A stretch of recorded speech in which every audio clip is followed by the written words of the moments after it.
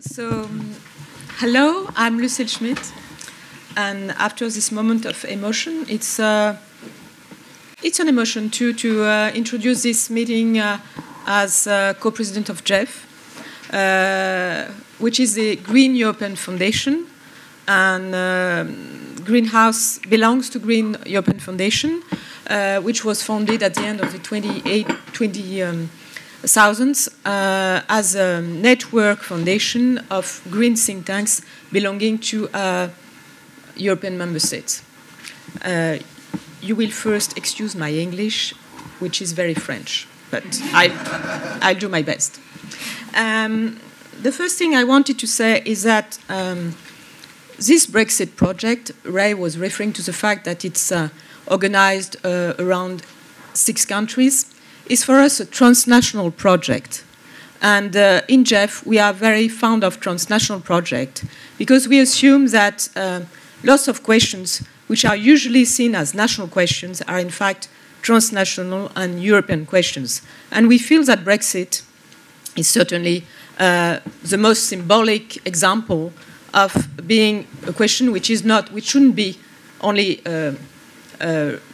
remained inside Britain, but should be seen at the European level, not only at the Brussels level, but at the level of the interaction of, I would say, British Brexit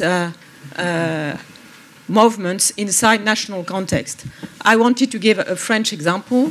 In the French presidential election this year, you had 11 candidates and 8 of them were anti-European. One of them was calling him the Frexit candidate, and his name is Asselineau. And he was a small candidate, but he represents very much the French technocratic elite, as he was coming from the Ministry of Economics. And he was arguing about Frexit in a very rational way.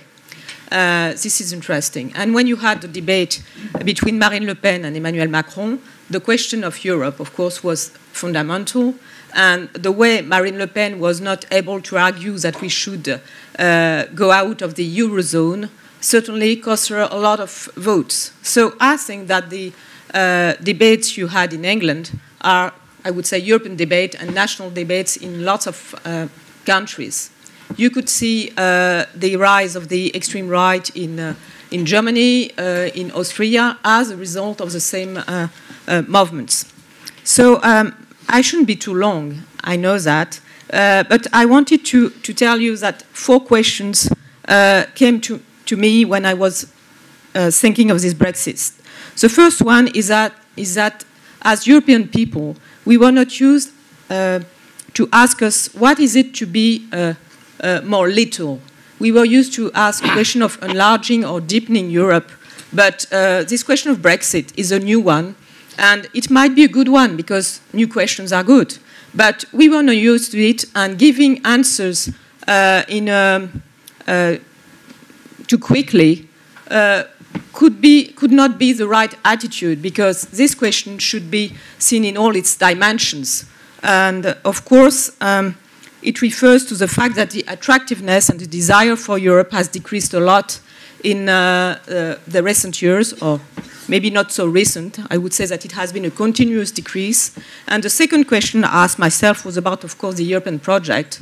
And I was thinking of the referendum in France in 2005. You might remember that in 2005, France and Netherlands voted no to the European Constitution, and that at that time we could have anticipated on this crisis of the European project. The third question is that I think that we thought of it like a crisis of Europe, but in fact it's a crisis of nation states. Because I think that the more national politicians feel less powerful, the more they put the strength on the fact that it's Europe's responsibility, whereas in fact they should think of their own responsibility and their own role. I would take the Catalonian example on that, because I feel that the way Carles Puigdemont managed to put Europe in a difficult situation was very interesting, because he he decided to ask European institutions a question they were not ready to answer, and the way the nation states decided to say, well, we are just with Rajoy, didn't manage to make the crisis decrease. So I think that's very interesting. And I would say that the fourth question I asked myself was in terms of democracy, because we know now that there was some kind of Russian influence during the Brexit campaign. We know that the British Parliament is asking for more information. And so, as Greens, we should ask ourselves, how do we manage to exercise the right of information for citizens and make democracy exist in all its elements, whereas in fact democracy might be a word which is used by some politicians to manipulate the opinion. And I think that trying to describe precisely what we think democracy should be in all its organization and structure is certainly something which is interesting and should be put the emphasis on if we want to have a proper Brexit or even reverse Brexit. Then I would end this introduction by saying that it's not because Britain is going to or might leave European Union that British people won't remain Europeans. So we should ask ourselves how it is to be a European citizen, even if you're not part of European Union, which in a way is a structure that has been disappointing to people. Thank you.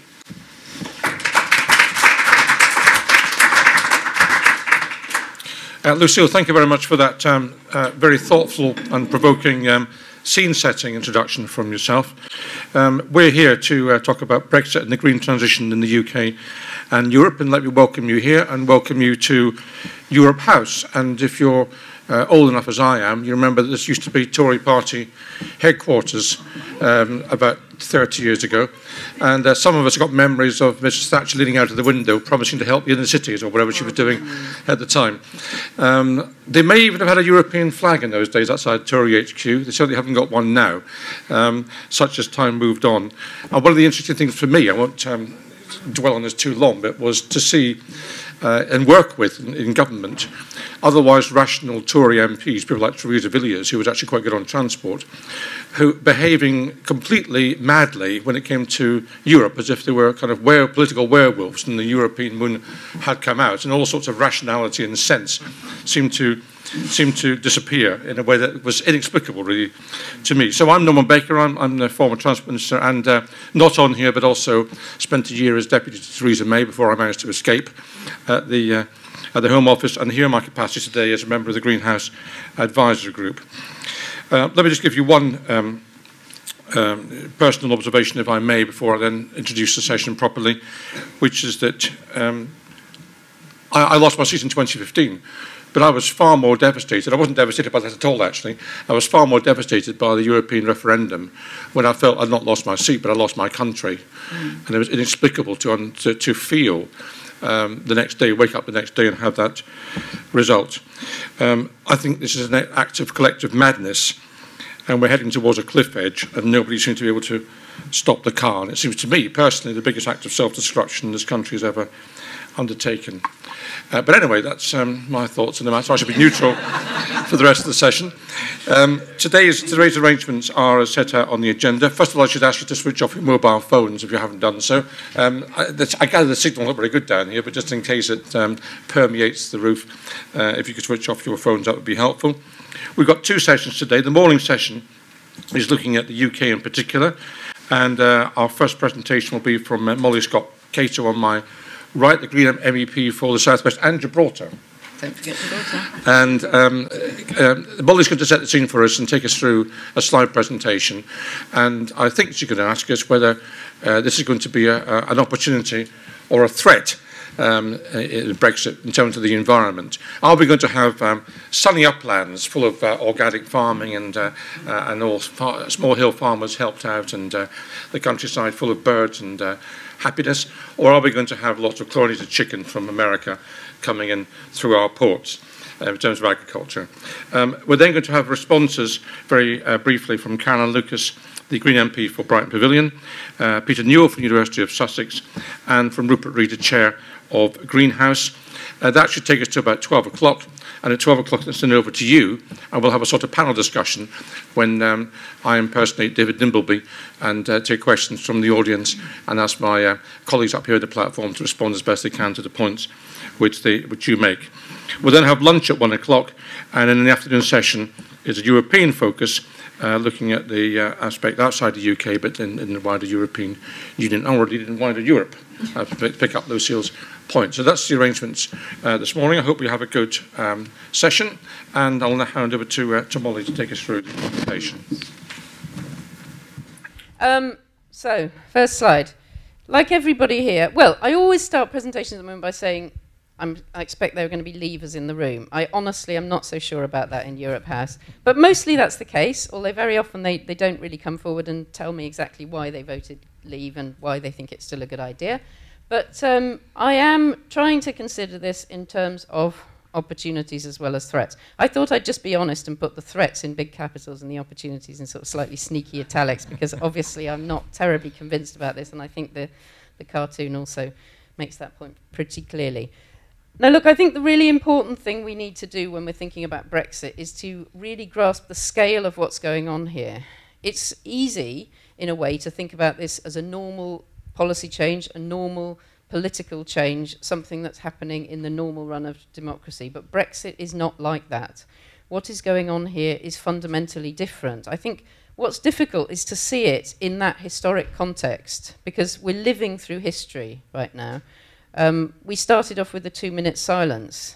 The European Union was precisely to put an end to wars in Europe, and it's done that effectively.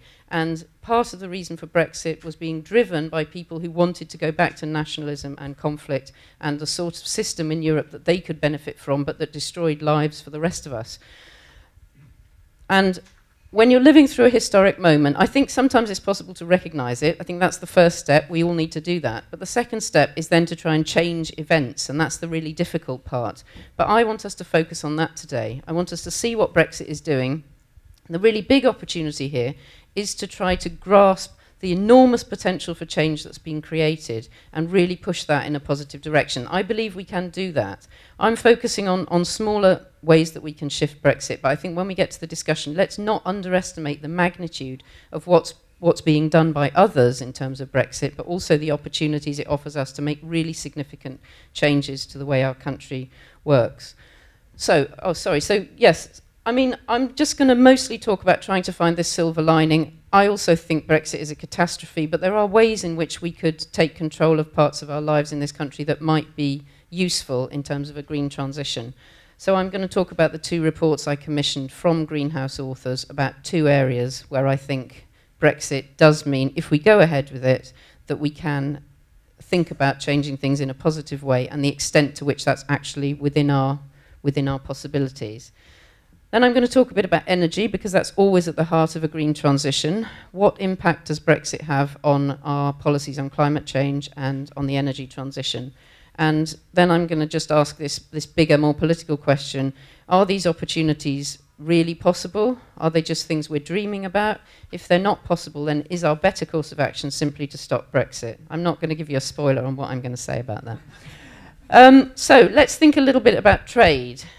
This, I think, is an area where the sort of magical thinking that Norman referred to is at its most active in the Conservative Party, and amongst a lot of other people as well, actually. There's this ridiculous sort of swashbuckling fantasy going on, you know, going back to the days of Francis Drake. Somebody's actually used the phrase singeing the King of Spain's beard, haven't they, in relation with Gibraltar.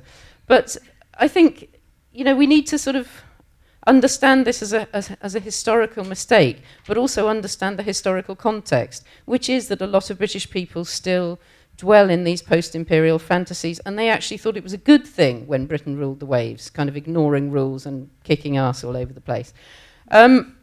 Anyway, even if we thought this was a good idea, is it actually possible? It's quite clear that we do not have the power to fulfill this fantasy now.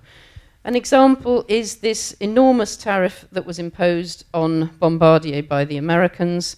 That's the kind of thing they're going to be looking at. They will be dealing extremely harshly with us in terms of trade negotiations. You know, they're basically saying that there's unfair government support for Bombardier, and they are going to respond by placing massive tariffs on it. So this company will be no longer able to sell aircraft in the US. That's what the Trump regime is actually about. Then there was some actually quite encouraging news about a month ago that the EU and UK had actually agreed on something. And it was the fact that as we leave the EU, we will take with us the tariffs and schedules that's our fair share of the deal that's been negotiated by the EU under the WTO regime. And so that was quite good, actually. We finally agreed something. But of course, immediately other WTO members came in and said, well, we're not having any of that. We're not going to give little tiny UK the same sorts of trade opportunities that we give to the very large and powerful EU market. And so this deal was almost immediately rejected. It does make you wonder whether that's why the EU agreed it so quickly. Just to indicate that we do not have this power in terms of international trade that's being talked about, that's being discussed. And just to sort of reinforce the fantasy, there was a mention in the government's trade document of becoming involved in the Trans-Pacific Partnership. Okay, it was only a small mention, but we couldn't resist drawing attention to that, because what possible right do we have to be involved in a partnership with the Pacific? And then we discovered Pitcairn Island, the British Overseas Territory. And then, of course, I couldn't resist mentioning that, because that's where the mutinies on the Bounty ended up. And so there were all sorts of parallels between people that, couldn't abide other people's laws and ended up on on a deserted rock. So anyway, yeah, I mean, it's easy to sort of laugh about this, but it's also, of course, very serious, because these people are actually running our country, and they are this far away from what's actually realistically possible in terms of trade deals and trade arrangements. So this is the report that I commissioned from Victor and Rupert, and they suggested that there are 3 possible ways forward that we can imagine in terms of our future trading relationships. And the first one they call dumped with Trump. And this is the one where we sign up to the sort of really, really good trade deal that Trump's offering us. Of course, he doesn't say who it's really, really good for, does he? But, as it suggests here, they will be wearing the trousers in those negotiations. It will be the sort of deal that works for the US. We can expect, as we've already seen, very low standards of agricultural products, cheap, mass-produced US agricultural products flooding our markets. And we can also expect to see access to the British health sector by US health companies. So those are the kind of prizes that the US will be looking for in that kind of negotiation. Then there's this one that they call the Empire Strikes Back, which is the idea that we will revive our trading relationships with the Commonwealth countries. Some of you may have been at a session we organised at the Green Party conference this time last year, where we had an Australian Green woman speaking about this. And it was really interesting. It was the death knell of this idea, really, to listen to her, because she said, yeah, it was very difficult for us when you joined the European Union. We really suffered in terms of the agricultural produce we'd been sending you. But that's more than 40 years ago now. And she said for her, the thing that particularly hurt was then when she came back to what she thought of as the mother country, and she had to go through the aisle-marked aliens at the airport, when all the Europeans were getting preferential treatment. But like she said, that's history now. We've moved on. We're an Asian country now, and that's where we look to for our trade relationships. And this is the point about this idea of the empire. I mean, it only works if you're Liam Fox and you actually thought the empire was a good thing and you enjoyed it. Unfortunately, most of the rest of the world didn't enjoy it, and they're not going to be going back there. And then the third one is this idea, the sort of more like Francis Drake idea, going back even further in history as I see it, which is, we can just go out there, we can just be these sort of swashbuckling guys, we can ignore everybody's rules, we can just rampage around like pirates of the seas. And the real problem with that one is that nobody does that. Everybody organises trade within very tight regulatory systems under the WTO. And in fact, sitting there at the WTO are a lot of countries that want to benefit from Brexit by exporting more to us, like New Zealand, like Canada, or countries that really don't have us in their best books, like Argentina. So when we get to negotiate our future trading arrangements, those are the people sitting around the table. I mean, if we think it's difficult in Brussels, imagine what it would be like in Geneva with 164 other countries who aren't even trying to be our friends. So, moving on to farming. Now here I think actually we are making quite a lot of headway. It's interesting, there are considerable threats to farmers, but in terms of the farm support system, the sort of vision that we're putting forward is actually getting quite a lot of purchase now. I spent a lot of yesterday with various farmers, and I think it's extraordinary how little they understood of what was coming their way, because I'm pretty sure that a majority of them did vote to leave, and I'm really pretty disappointed that the NFU didn't come out much more strongly and be very clear that they should all have been voting to stay, because there's threats to them from all sorts of directions. One of the biggest threats that's actually come to fruition so far is the fact that they just haven't been able to get enough people to work in the fields. And this is before there's any control of freedom of movement. This is already just the fact that Brexit happened. Bulgarians who were picking peas on the farm I saw yesterday just don't fancy coming back. And so, you know, farming and food sector generally are incredibly dependent on EU labour. So there's that problem. Then there's the problem of exports, which I've already talked about. 40% tariffs on beef and lamb exports, and 80% of our lamb is exported straight into the single market. Last week I was in Cornwall talking to farmers. I met 2 women, both of whom are sheep farmers, who'd started from scratch, started up themselves as sheep farmers. Both had voted leave. And it was really very sad to hear how they'd reached that decision, because essentially they just felt life was unjust and they worked very hard for a small return. I agree with them. But unfortunately, Brexit is going to make that far, far harder for them. Both of them, I mean, I don't think they've got any prospect at all under the sort of regime that we'll be facing outside the EU. So you know, this exports, finding markets for produce is key, and it's going to be a real problem. How am I doing for time? Fine. Okay. And so then the third area is farm subsidies. Are farmers going to continue to be supported? I was with the Swindon farmers last night, actually. Oh, the life I lead. And they, you know, it's really interesting. Some of them, very keen Brexiteers, they assume that we're just going to carry on giving them money. But obviously within the Conservative Party, there are a lot of politicians who think we should have a free market, we shouldn't have any farm subsidies at all. And then you have a lot of Labour politicians who don't understand why you should give money to farmers and not to the steel industry. So farmers are really going to have to justify these subsidies in future. So here's just some statistics about the kind of grim prospects facing farmers. 64% of UK's fish exports and 73% of vegetable exports go straight to the EU. I actually met the fishermen in Cornwall last week as well, and they say for the southwest fishery it's 80% straight into the single market. And actually the southwest fishery's expanded considerably since we joined the EU, because they've found people who buy the kind of fish they can catch, which British people won't eat. Just to say the third point on this slide, we actually export a great deal of food from the European Union as well. We're only 60% self-sufficient in food, and if you focus on the foods that we can grow here, that still only rises to 73%. So this is an area where I'm really shocked by the lack of government action and planning. I've been waiting for over a year now for a report to come from DEFRA, originally from Andrea Leadsom and then promised by Michael Gove, on what they actually propose, how they propose to replace this food if we do not get any kind of import deal, trade deal. And you may have seen Chris Grayling on the Mars show just kind of waving his hands and saying the farmers will grow more food. There doesn't seem to be more of a plan than that. But you know, we're not talking about farmers going out of business here. We're talking about people not having enough to eat. So, you know, the impacts of Brexit, particularly on the pork, can be very serious. Anyway, in the absence of a plan, I commissioned a couple of reports myself, one from the Soil Association and one from Simon Fairley of the Land Workers Alliance, and they did some really great thinking, I think, about what kind of farm support system we could be looking at if we leave the EU and we come out of the CAP. And it was really positive work, actually. There's a lot of ways in which we could really improve on the CAP. I mean, I think most Greens have been extremely critical of the way it's worked, and we've seen devastating die-offs of our insect populations and poor quality soil and loss of wildlife and so on. So we can use the money we give to farmers to reverse that. And this is a real opportunity for greening, I think.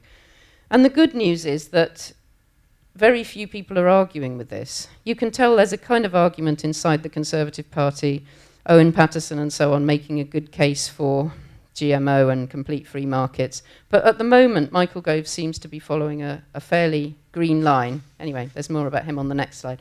But let's see what kind of things we're proposing. Well, to be honest, the most important thing is the one about soil health and carbon capture.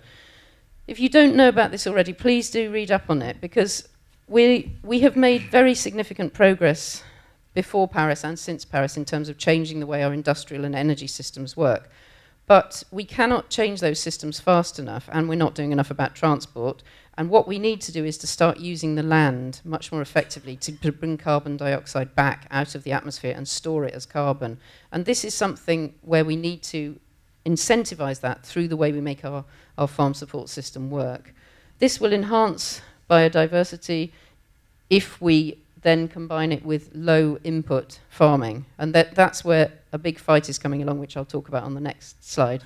Also, in terms of flooding and water management, that's something else that at the moment you can't incentivize under the cap, but we could offer payments to farmers who specifically, for example, restore peat on their uplands. Dartmoor, for example, there's quite a few projects now restoring peat. If you stop draining the land, the peat will just return, and then that's also a very good source of captured carbon. And also, Simon Fairley is obviously very keen to get more people working on the land to restore rural communities and rebuild rural livelihoods. And so he's very focused on how you can give access to land for young people and also provide the sort of training, research and support that they need. So just thinking a little bit about Michael Gove, if you can bear to. I love this picture because it looks like he's sort of being attacked, doesn't he? It looks like there's a triffid there and it's just kind of, and he's looking all nervously about it. Anyway, we're all a bit worried about what Michael Gove's doing because he seems to be agreeing with us a lot and spending a lot of time with green NGOs, and it's all a bit unexpected. So I think, you know, Michael Gove watch is pretty important at the moment. I'm trying to work out what he's up to. I think one of the things that's going on here is that he's making a lot of the right noises about green agriculture, and then when he tells us what that means, it won't mean what we mean in terms of, you know, high quality, good payments to farmers, organic farming and so on. It'll be much more like the conservation farming that I was looking at yesterday. Now, this is a concept that was invented by the FAO, but has, I think, been distorted by agribusiness. And it's very much about min-till, not ploughing the soil, but using a lot of chemicals instead. So you don't plough the soil to get rid of weeds, you just apply glyphosate in a process they call cleaning up. You just clean up, and once you put the glyphosate down, everything's lovely and clean. And then you just plant straight into the soil using a drilling system rather than a ploughing system. So that has a lot of problems from a green point of view. But my suspicion is when Michael Gove says what his Green Brexit farming system will look like, this is what he'll be talking about. So I think we need to focus a lot more attention on that. Also, is he going to be giving money to his wealthy friends who organise shoots on their grouse moors? You know, there's ways in which you could call something a green farming system, but it has nothing to do with our vision of agriculture. And also, of course, there's the sort of small C conservatives who just are very worried about the view and don't want to have nasty wind turbines in their way. So although he is making a lot of the right noises, I think it's really important when we see the plan, if there is a plan, that we are very critical and we put forward our very strong version of what green farming is really about. So let's think a little bit about energy policy now.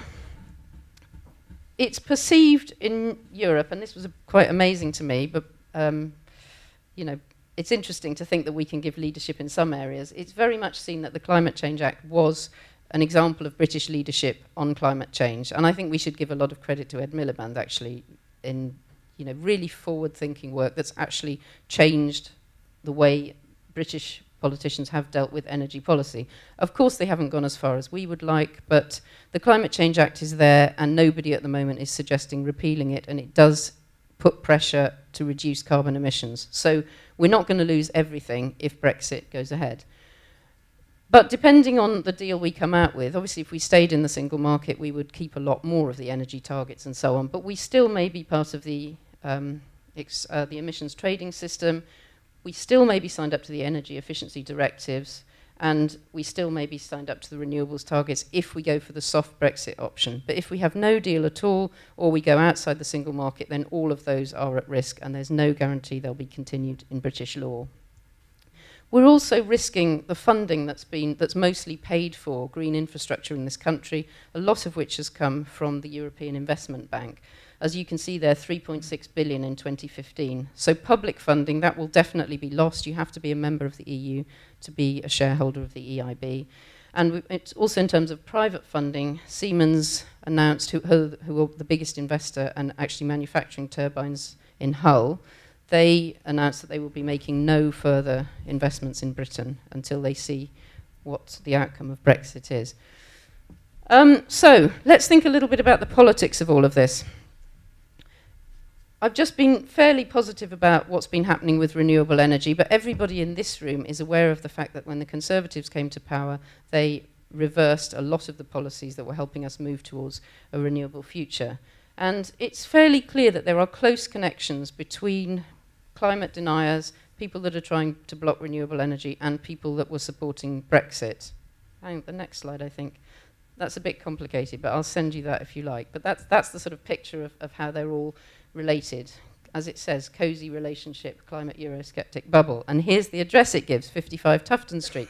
Because all these organisations are found in this same building. The Global Warming Policy Foundation, that's the one that makes you spit out your cornflakes when you hear John Humphreys interviewing somebody from there of a morning. Founded by Nigel Lawson, just basically creating bogus science to try to block movement on climate. Vote Leave also has this as its address, and Business for Britain, which is the kind of business people for Brexit organisation. So anyway, I don't want to use the word conspiracy. Oh, I just used it. But, obviously there is a sort of network here of people who have these interests in common and are very much driving this agenda. And there's three of the prime suspects there, James Dellingpole, Matt Ridley, Owen Patterson. I mean, we've seen them in lots of different guises, fighting what it is we're trying to achieve. And I think they've seen Brexit as just an efficient way of achieving a lot of their objectives. And, it's really difficult to deal in this kind of area because you don't want to be too suspicious, but you don't want to be too naive. And to my mind, the most difficult thing with this as a political project is just knowing who is engaged and who is doing what and who our opponents are, and convincing a majority of people that this is really going on behind the scenes. Because the problem with the whole theory of conspiracy is that people say, oh, you're a conspiracy theorist, ignoring the fact that conspiracies do happen.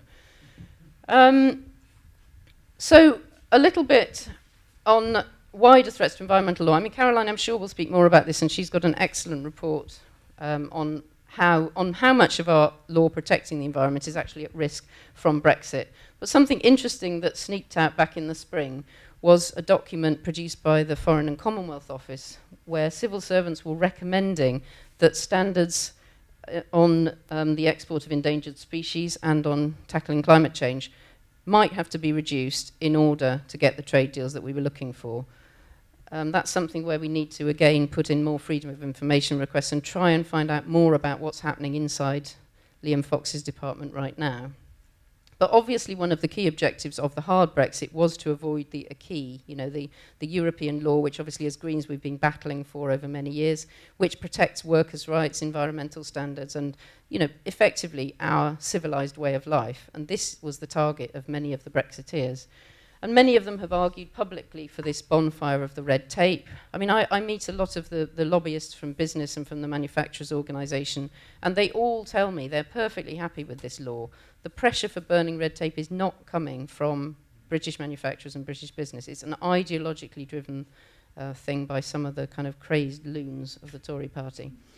And as I know Rupert's going to tell us later, we really need to be concerned about these fundamental principles of European law that will certainly be lost if Brexit goes ahead. The precautionary principle and the polluter pays principle. We use those as Greens all the time to support other changes to law and policy that we're trying to make. And it's invaluable, really, to have them there in the treaty law, in the fundamental law of the EU. So, oh, sorry to put those guys up there, but I think this is a really important question. The very last debate I did during the referendum campaign was an appalling experience in Bournemouth. Never seen people in Bournemouth being so offensive. It was actually at the Bourne Academy, which I thought was probably another one of those Jason Bourne films, but actually it's a school. Anyway, Connor Burns is the local MP there, and there was him and an even nastier, taller guy who was the UKIP representative, with me and Claire Moody on the platform. She's even smaller than me. And it was, actually, I was quite scared. It was that kind of experience, and that was, one of the things that first gave me the hint about what was really happening in the referendum. But anyway, I got the last word, and my last words were, just think very carefully about who's taking back control from whom here. And of course, people were shouting, don't patronise us. and all this kind of thing. But I think this is a very important question.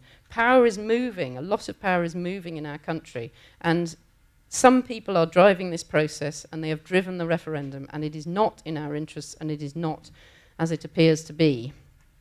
So, key questions for us all to debate. Who is controlling the Brexit process, and what are their aims? Where is the plan? Where's the plan for our food supply? Where's the plan for actually how we're supposed to be leaving the European Union? Where's the plan for continuing to act on climate after we leave? You may have heard about this work I've been doing on the secret studies, which has been actually the most entertaining thing I've done since I got elected. Again, going back to the spring, we started to see leaks and found out that civil servants were actually doing work about the impacts of Brexit. And so I thought quite reasonably, I wrote to David Davis's department and said, I'd like to see those, please. Then began a lengthy saga, which ended up in the House of Commons with a vote defeating the government to say that this data should be released to the DEXU committee. To me, that's not good enough. I think we all need to know. These farmers I'm speaking to, the people that run Honda, everybody needs to know what the government knows about what the impacts of Brexit will be. We need the most recent, most up-to-date information.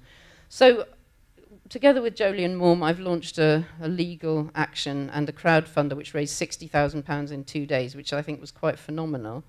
And we've still got our eye on what David Davis is actually going to release and on another Treasury report. So watch this space. This may continue. But to me, the fact that I'm having to take the government to court to find out the work the civil servants have done with our money into how Brexit will affect my country is just a symptom of the lack of democracy in this whole process and the lack of openness. I'm sorry, I've got the wrong Henry there. It should be the next one. Anyway, we've heard a lot of talk about the Henry VIII powers, but one of the arguments I want to make in the legal case is it's actually impossible to make Brexit happen in a democratic way. They're suggesting that they give extraordinary powers to David Davis as the Brexit minister to do whatever he needs to make Brexit happen without consulting our democratic representatives. It's appalling that they should do that, but I find it hard to imagine a way of making Brexit happen without doing that. And that's why the process in itself must fail, in my view. If you cannot carry forward a democratic change without undermining the basic principles of democracy, then you should not do that in a democracy. And I think that's a fundamental critique of going ahead with Brexit. The cat out of the bag was when David Davis told the scrutiny committee, his DEXU scrutiny committee, that the vote, the so-called meaningful vote that MPs have been offered, might not happen until after we'd left, which rather reduces its meaningfulness, in my view. But I think that had always been the plan. You know, the plan was to get the last stone put in place through the withdrawal bill, all powers to David Davis that he needs, and then whatever the bad deal, however bad the deal, however bad things are between now and then, and we won't know because we can't see the studies, at the end of the process, they will say, well, you've already voted for that, so yeah, we're going ahead with that deal, and then you can vote next week when we've already left the EU. And so this is why the Greens are calling very strongly for a ratification referendum, because the promises that were made are rapidly unravelling, and we need to be able to make a choice, a democratic choice, on the basis of the real situation, not on the basis of promises that can't be kept. And we can only see this as a fully democratic process if we then continue to be able to make that choice between what Brexit really means, what our future will look like outside the EU, about which we will be fully informed because we will have seen these studies, or continued membership of the EU. And to me, this is a fundamental democratic requirement. And I've strayed a little bit away from my brief of talking about the green transition. But to me, Greens are fundamentally committed to democracy, and any process that undermines democracy is illegitimate and must be stopped. Thank you.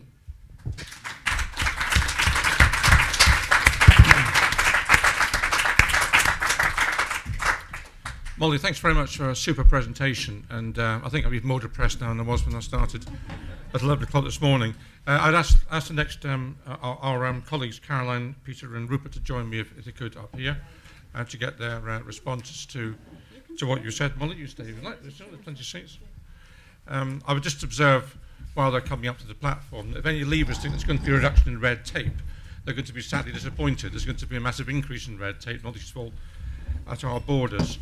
and all sorts of requirements will be foisted upon people that presently we don't even think about. So let's just ask now each of the panelists to comment, if they would, on any points that Molly's made particularly interesting to them, or any gaps that they felt ought to be just included in the presentation, or any other observations you've got. So Caroline, can I start with you perhaps? Yes, well, thank you so much, and it's a real honour to be here. I was at the Stockholm leg of this same process, so we were talking about the very same issue with Swedish Greens just last month, and I just want to pay tribute. I think it's a great initiative, and it was really fascinating to get their perspective on all of this as well. Thanks to Molly as well for a typically brilliant presentation. I was just going to start off perhaps where she left off, because I hope that we will have some time today to talk about the referendum on the final deal, because to me that really is the door that could open the escape hatch really from the conundrum that we're in. Molly quite rightly, I think, had the words threat in much bigger letters than the word opportunity, and I think her presentation really reinforced that. On the issue of environmental policy per se, on things like the Habitats Directive, the Birds Directive, these really have been the jewels in the crown of environmental legislation in the UK.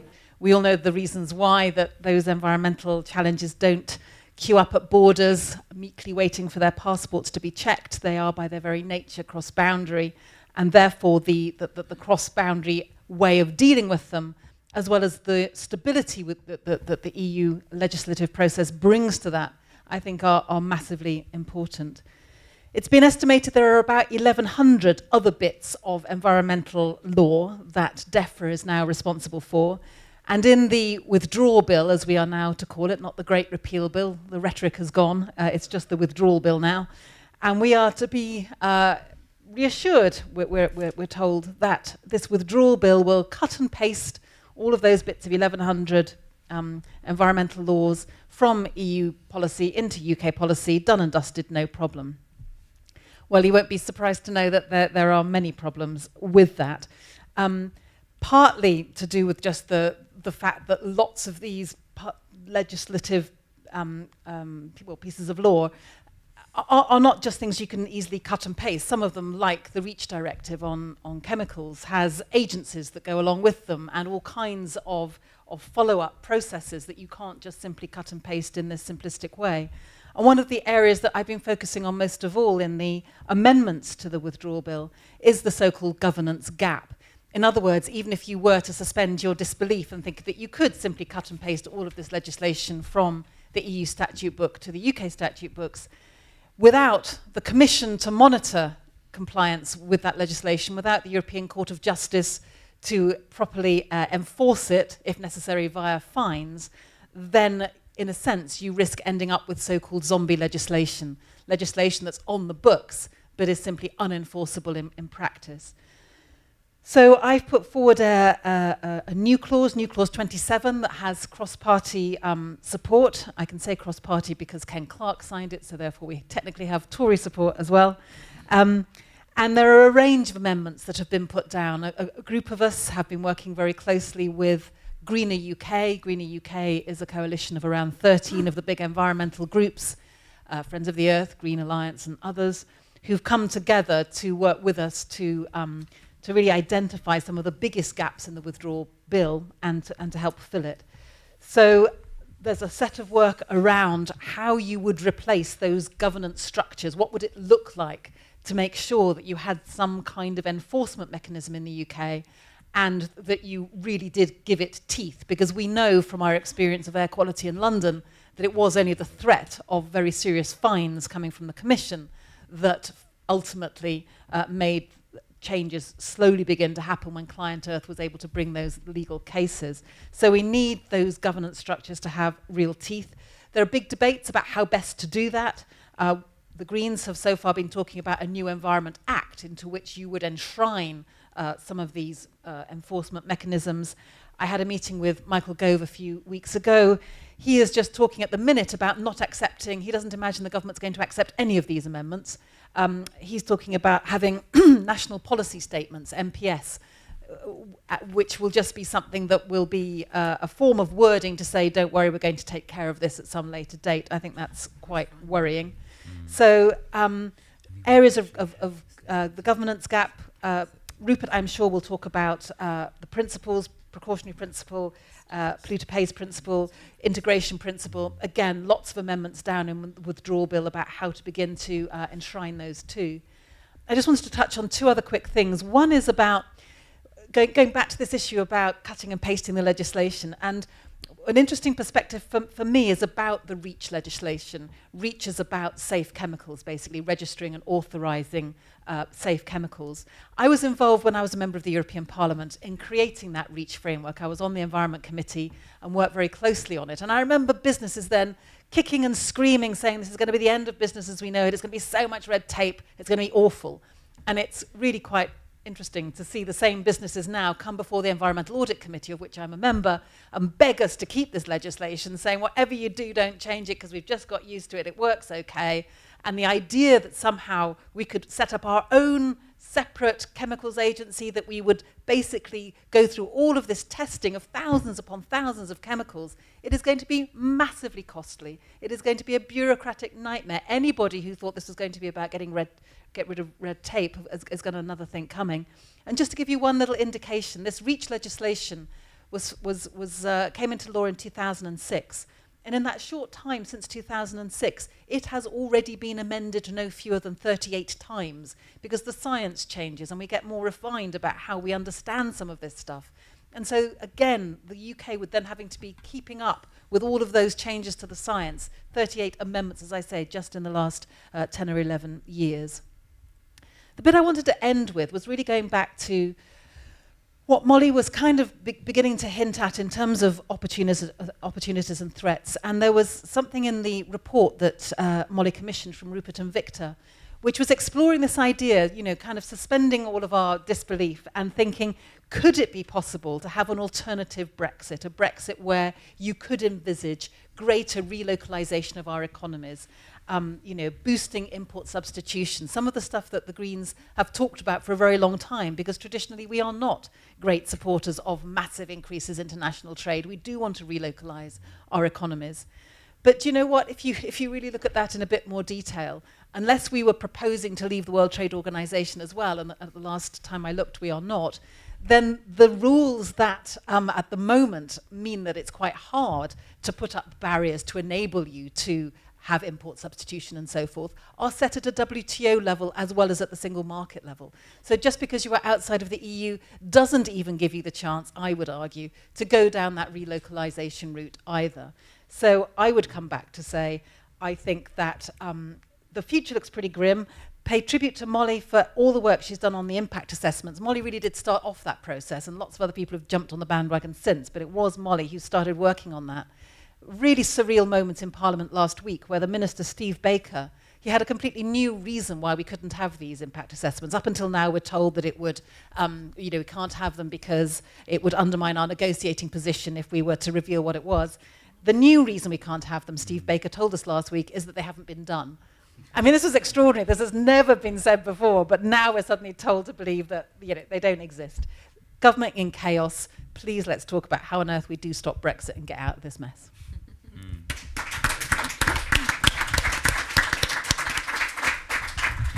Peter. Great, thanks. Can you bring the mic to you? To be quite a bit close. closer. Okay. Well, thanks firstly to Molly for an excellent set of thoughts, and I agree with nearly everything you said, I think. What I'd like to do, and thanks also to Ray for putting on today's event. Basically, I want to say three sets of things. One is just to put this debate in a bit of historical context, not quite as far back as Henry VIII, but slightly more recent history in terms of how Greens engage with some of these issues. Say one or two things about the long-term challenge, and then just a final thought on short-term strategy. So firstly, context, and I think it's worth being honest that for many Greens, the European project has posed problems and there have been strong critiques. over the years. And I say this partly informed by my own experience of living and working in Brussels as a lobbyist for an environmental organisation. I mean, it is fundamentally and intrinsically a neoliberal project, and when I was there trying to get legislation, directives and so on through was always about framing the discussion in terms of how far it will accelerate or increase market integration. That had to be the overriding meta-narrative, if you like. You had to relate everything to that overall purpose. And I was flicking through the other day a book we wrote back in 2000 about the effectiveness of EU environmental policy, and that was sort of one of our conclusions, that that's a fundamental break on the effectiveness of EU environmental policy, the fact it always had to be brought back to that overarching rationale of market integration. And if you've lived and worked in Brussels, you'll also see that it's a lobbyist's paradise in lots of ways. There are hundreds and hundreds of business lobbyists, and Caroline was alluding to the work they were doing around the REACH legislation around chemicals. But think back to the carbon tax or some of these other discussions we've had in Europe over the years. Very powerful, strong industrial interests vetoing a lot of legislation. And so there are some real democratic deficits and scope for corporate actors to capture what's going on in Brussels. And that's to say nothing of the content. Again, Molly alluded to the common agricultural policy. Greens have often been very critical of that. You might also talk about the common fisheries policy, throwback of catches, all these sorts of wasteful policies that get articulated and need to be challenged.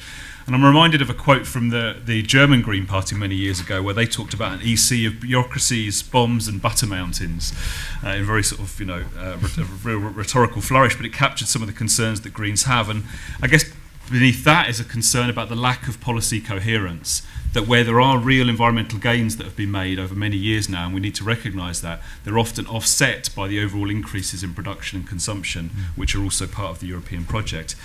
Yet, at the same time as Greens, most of us want to be part of a community that protects human and labour rights, that deals with gender inequalities, enforces social and environmental standards, and in many ways, again, going back to what Caroline just said, acts as a buffer for the European community vis-à-vis the World Trade Organization or a more aggressive US. And so I think for a lot of us the default position ends up being a sort of multi-level governance structure where you want regions, nations, localities working together, dealing with issues at different levels, but informed by the principle of subsidiarity, right? Doing it at the most local level possible, wherever that's feasible.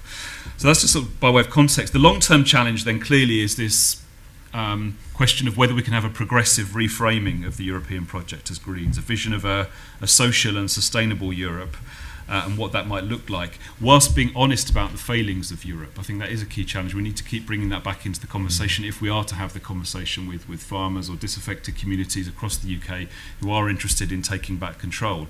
And I think, as your report showed, that can be a positive thing, taking back control over policies in key areas to shape our own future. It doesn't just have to be a right-wing anti-migration political move. And I think it means being honest and trying to reveal what's being taken control of, for what purpose and for whom. And I think, as Molly showed, at the moment it's the political right that are taking back control.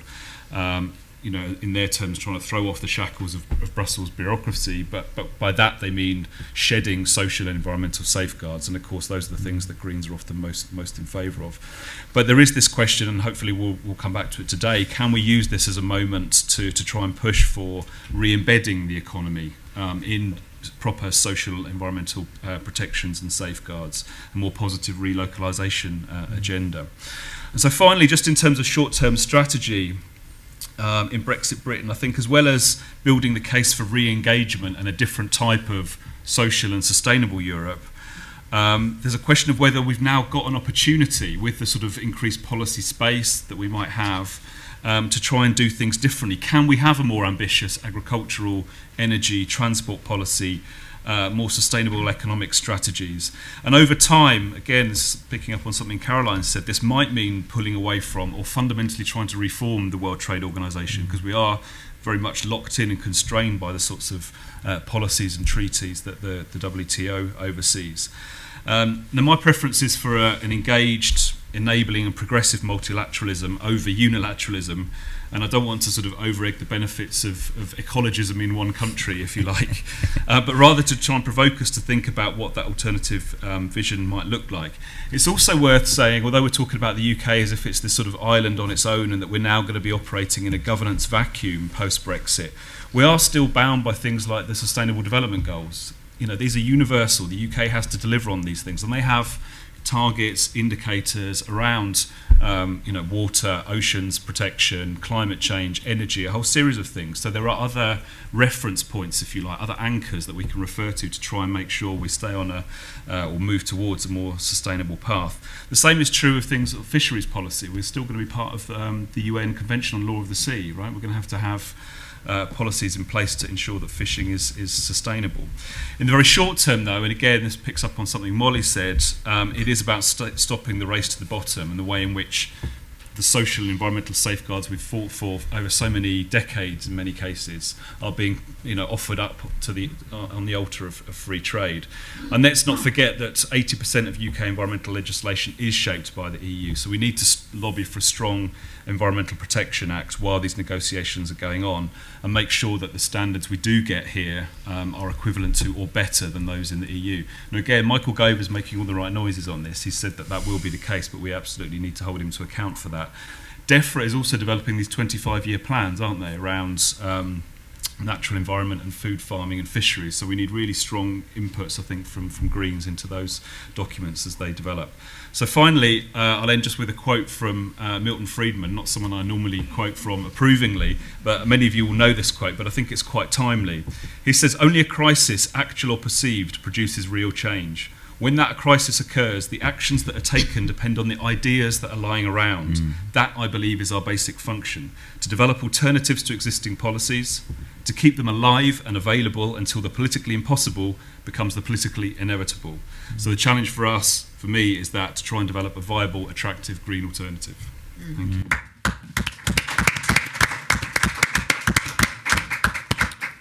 Peter, thank you very much, and Rupert. Well, what an exciting set of ideas we have here this morning. I think Peter's very nicely put there the potential importance of what we're all trying to do here this morning. And I agree with the vast majority of what the preceding speakers have said. Let me start off by just following up briefly one point that Peter makes. It is, I think, really important to preserve our critical approach towards the EU, even while trying to defend it. So Molly mentioned, for example, the Renewables Directive. I think it's really important to be clear that if we did leave the EU and we did lose the Renewables Directive, that would be very regrettable in terms of solar and wind and so on, and very good in terms of bioenergy. It would be a good thing to lose that part of the Renewables Directive, in my opinion, which is proving catastrophic around the world. So our report has been mentioned, the Greenhouse Influence Report. You've got this leaflet around the room. If you've made the effort to be here, and obviously you have, because otherwise I wouldn't be able to speak to you, then I think you're the kind of person who really wants to read this report. As Molly said, in the report, Brexit and trade, moving from globalization to self-reliance, we basically go through and show how the Brexiteer kind of fantasies of global trade are just that. And we lay out a possible alternative of Britain becoming more self-sufficient, and we suggest strongly that this would be a green way forward, not some dodgy deal with Trump or with places that have even longer supply lines to us, but a greener Britain. Notice the nice initials there, GB, quite convenient. A more self-reliant UK would, as Molly said, be our best insurance policy against the rising threats to our food security. Molly's slide on farming, I think, provides a very chastening reminder of the serious situation that we're in. We're 60% food self-sufficient. And this is a completely absurd and dangerous exposed position to be in. We're a small country. England in particular is densely populated by world standards, more densely populated than India, for example.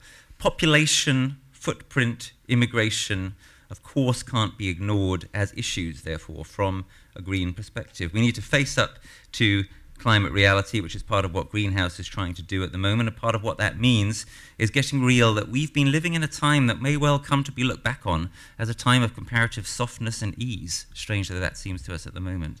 The next generation may well see food crises that will completely dwarf the kinds of terrible things that are happening now in Yemen and the Sahel. And it may well hit us. We won't be insulated forever. It's absurd to go into a time like this with a humongous gap between what we grow and what we eat. And this brings me to the key political point here.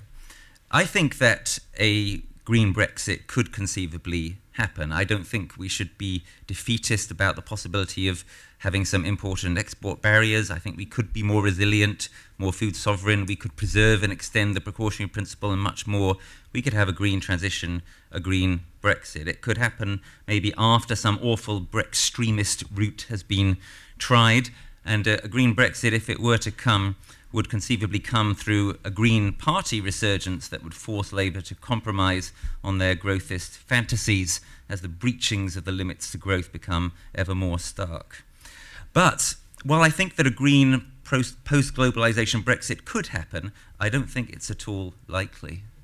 And I think the smartest thing for the UK to do now, with a higher chance of success, is to #StopBrexit. As has been mentioned, right now in the Brexit process, the precautionary principle, polluter pays, other key principles are at dire threat right now in the next few weeks. And on one very practical note, can I please urge everyone in the room, and again, you're in the room so you care enough about these things, please contact your MP in the next week or so and urge them to vote for the amendments that would preserve these absolutely key principles. If you want to know how to do that, it's pretty easy to find out, but one quite good route, in my opinion, is what the Pesticide Action Network are suggesting people to do in terms of the amendments to support. Victor is also, hello Victor, give us a wave. Yeah, it's particularly new clause 60, which Mary Craig is proposing, which is going to come up on Tuesday. Great. Yeah, so on Wednesday. Yeah, and Unlocked Democracy also have good stuff on it. Molly is just telling me. So I think the smartest thing now to do is to stop Brexit. But that will only happen if a clear majority is assembled to make it happen, including a significant chunk of those who voted to vote leave. And that will only happen if their grievances are addressed more effectively. And what that means, in my opinion, is the need for a historic compromise. If we want, we can posture with some allegedly pure position that has no chance whatsoever of winning majority support, such as some pure open borders position, though I think there's nothing green about such a position in relation to issues such as self-sufficiency. But everyone in this room who is serious about stopping Brexit should, I believe, be looking to cede ground on the one issue that we know is capable of satisfying many Leave supporters. No less a luminary than Jonathan Porritt has just yesterday put into the public domain a strong case along these lines. Do check it out. Porritt says that a strong progressive case for stopping Brexit via the stopping of the open door to Europeans to enter this country is the way we ought to be going. There is no intelligent case for this small country that is miles away from being able to feed itself, offering an open door to millions of European people. And so-called freedom of movement for Europeans is instead of us being able to harbour, say, the coming waves of climate refugees.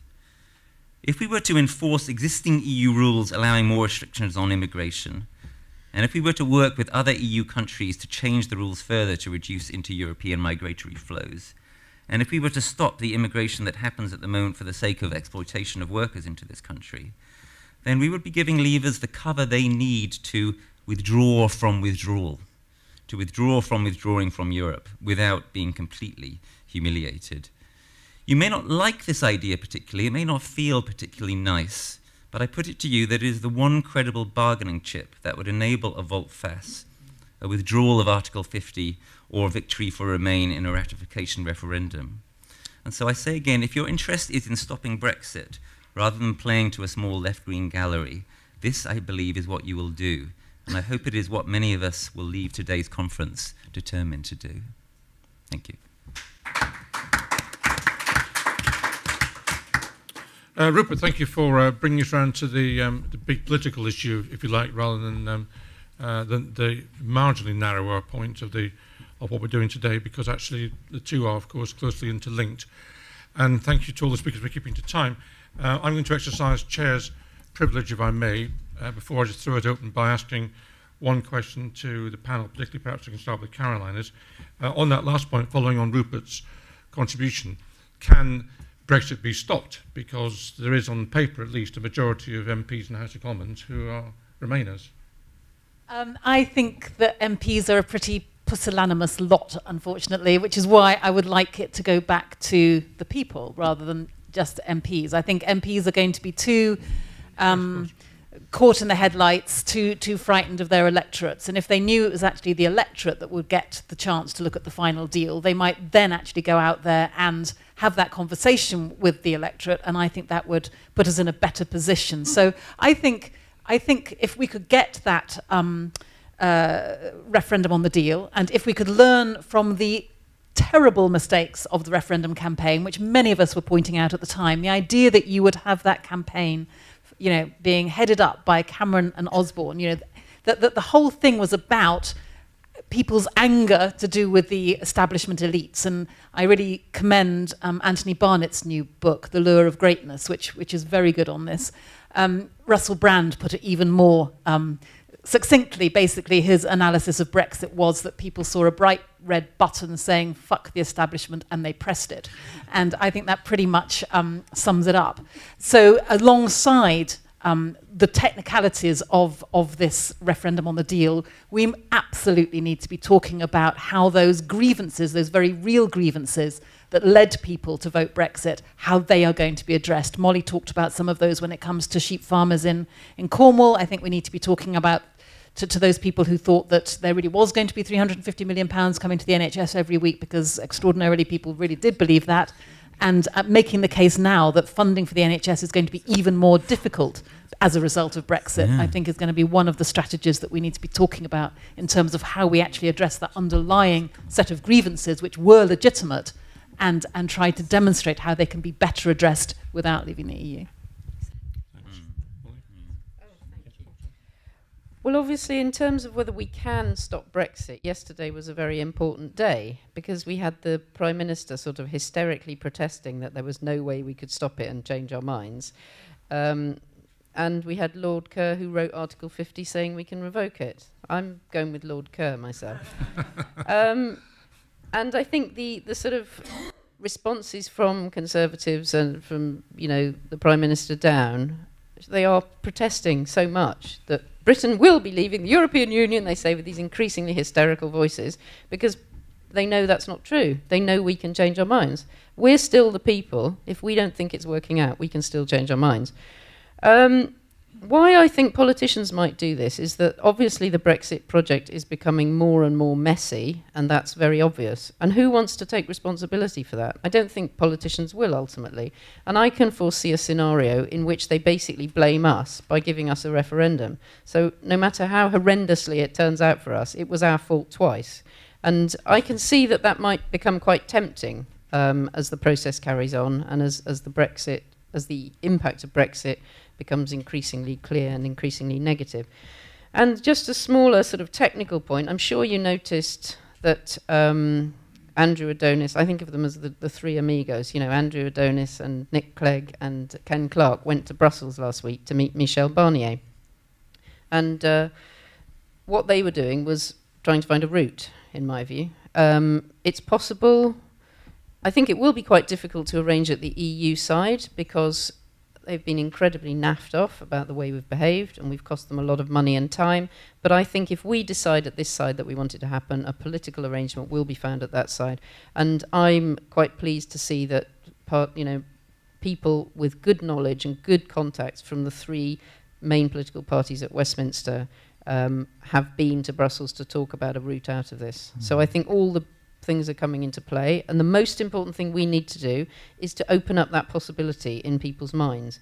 So many times I'm speaking and I say we can still stop Brexit, and people are like, can we really still stop it? Yes, we can. Oh, great. They go. You know, I mean, you have to keep doing that on the bus, in the pub, with your friends. You know, open up that possibility. You don't have to say to them second referendum. You don't have to say you're going to vote Remain. You just have to make that an opening and a possibility. That's the most important thing to do at the moment, apart from lobbying on the amendments, which is also really important in case we fail on the first point. Thank you, Norman. Yeah, I wanted to ask a question to the would say the British speakers. It's that it seems that you are in front of a question which is a question of strategic political line, which is, are you going to say that there is a possibility of a Green Brexit, or are you going to still argue that you are anti-Brexit? I mean, I was listening to Molly and thinking that some of your arguments are extremely interesting and convincing, but at the same time, I would say that it's difficult for me, after having listened to you, to understand if, I mean, I think it's still anti-Brexit line that could be, of course, the structure of the political position, but at the same time, you feel that there could be opportunities, but this is something which is difficult to understand for citizens, I mean, because it's something which seems quite understandable for green militants, but not for the vast majority of citizens. So the position which is taken into this room is something which is it going to be for experts or for militants, or are you going to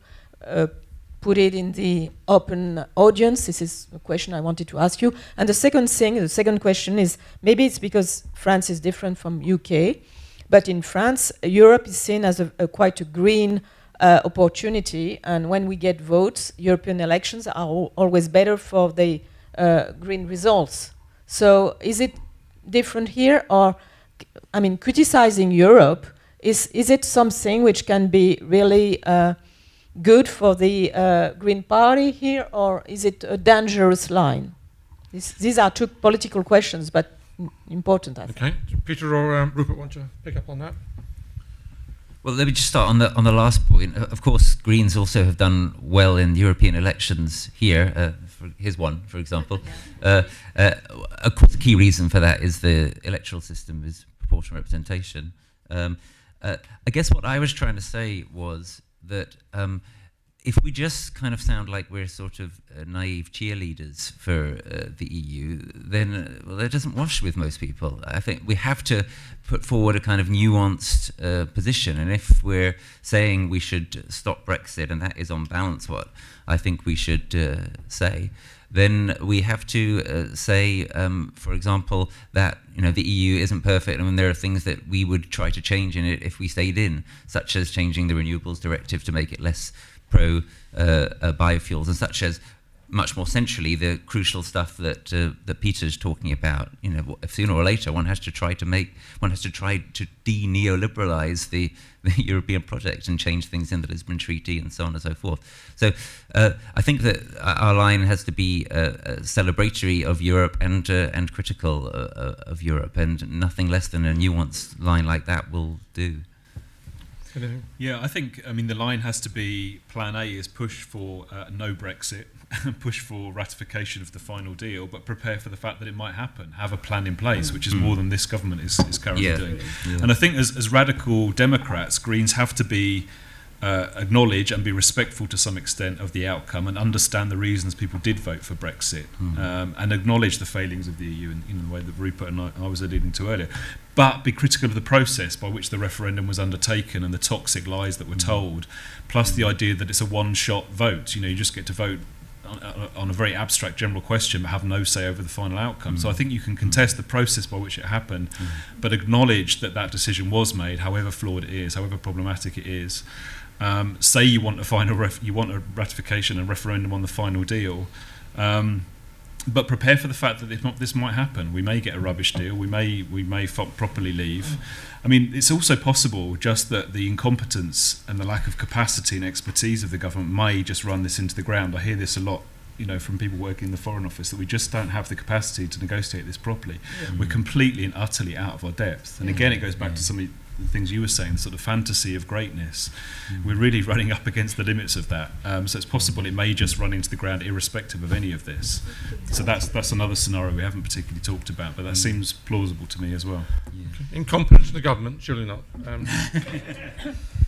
I just wanted to pick up one thing in response to your very good question, which is that I think that in all of the discussion about the referendum on the deal, we shouldn't assume that that simply means that we go back to the 22nd of June 2016 and pretend nothing has happened. A huge amount has happened, and I think that needs to be dealt with both in the UK, and maybe we'll learn more this afternoon about how that might happen in the EU as well, because I was talking about the need to deal with the very real grievances in the UK that led to that Brexit vote. But I also think as Rupert and others have said, that we need to be looking at EU reform as well. And whatever you think of it, DM25, the Yanis Varoufakis movement, is coming up with some proposals for reform. Another Europe is Possible, which was the group here in the UK, continues to talk about EU reform.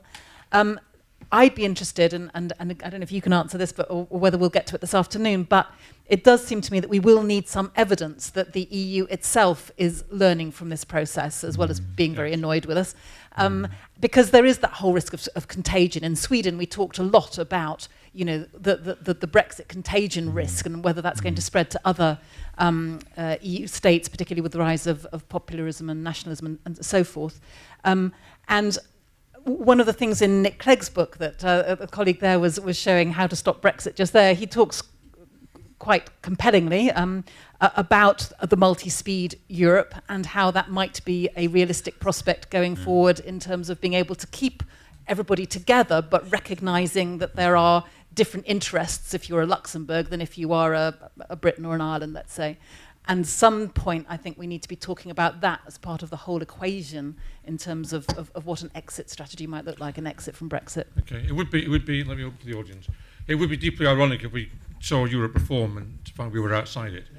Now, I'm going to throw it open to the audience now. If you could happily take questions, if you want to direct them to any particular person, otherwise I'll sort of ferry them around. And if you say who you are, it would be helpful as well for the purpose of recording. So let's start over here. And there's a mic coming your way. Hopefully it will work. Thanks. Graham Stevens, bluegreenuk.com. Could we talk a bit about the mechanism for stopping Brexit? Lord Kerr said that it's not inevitable. The Supreme Court did not rule that it was inevitable. So, in effect, there's no need for another referendum. All we have to do is exit the negotiations, as we have no longer the intention of leaving. So it's a very simple, a much more simple thing than actually getting another referendum and organising another referendum.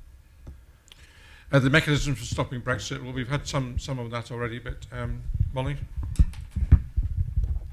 Yeah, I already talked about this a bit. I mean, there's always what's possible legally and what's possible politically. My own view is the enormous process that Brexit has been, it is not possible for MPs at Westminster to reverse that. That's a judgment call, all right?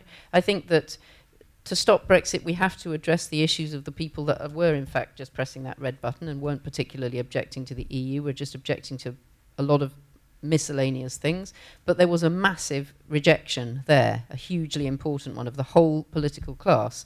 If the political class then comes in and just says, oh, well, we're going to just stop it, stop your, you know, what you've called for. I mean, I've met working class people who that was the most exciting day of their life. They felt wonderful that they sucked it to us, right? Now, if we just say, I'm sorry, that's not happening, that is politically untenable, in my view. But if we can make a case, we hear that. We hear what's gone wrong in your lives. We are addressing that. You know, Europe is changing. Maybe the Home Office was a lot to blame with what's gone wrong with immigration, or a whole lot of arguments we need to assemble. And if you still think that Brexit should happen, that is your choice in a democracy. But we would urge you to think who's going to lose, and actually it is the very people who voted for Brexit that will lose most, and that's why I think we're duty-bound to fight for this second vote. I don't think we can do it, you know, by fiat of the political class. I think that would be a disaster. Okay. Yes. Over here. Do you want microphones come to you? I think it'd be a good idea. Did you point at me? No, yes, please. Hi, I'm Terry. I'm from the mainland, and I have two questions. The first one is, Molly, you were mentioning that there is now a proposal to vote after Brexit in Parliament. What would be the point in this? Like, what could Parliament decide then? These German questions about the British questions. Okay, maybe that's too logical for the British government. And the second one is to Rupert, and you were mentioning the question of limiting migration and using existing EU legislation to do that. I just wanted to ask, what legislation are you referring to? And just to state that this, like from a German perspective, I think would be a very dangerous move, because there are populist movements all over Europe who are waiting for something like this to happen, so they can have exactly the same limitations in Germany, in France, in Scandinavia, and so on. So maybe you could clarify this a little bit. I think the answer to question one was an exercise in cynicism, but question two. Yeah, so there's other people in the room who know more about this than I do, including Molly. But basically, there's various existing EU rules that, or things that are possible under EU rules that we're not necessarily doing, such as sending people home if they haven't got work within 3 months and this kind of thing. Now, in terms of your point about, well, hang on, isn't this dangerous because it's just doing what the populists want? Well, of course, there's two ways of seeing that, right? One way of seeing that is to say, oh, is this the thin end of a very large and dangerous wedge? The other way of seeing it is, well, if we actually do some of this and satisfy kind of some of the reasonable people enough to assemble a majority that would then vote Remain in a ratification referendum, for example, you don't need to win that many of those people over who voted for more migration controls, in effect, by voting to leave the EU. Well, then job done, and then you actually stop the populist and racist and xenophobic movements from growing more. It seems to me that we cannot stop those movements from growing simply by saying, well, there's no problem, you know, let's just carry on or go back to how it was before. That's a hiding to nothing. Yes. So interesting pitch from Rupert. Caroline.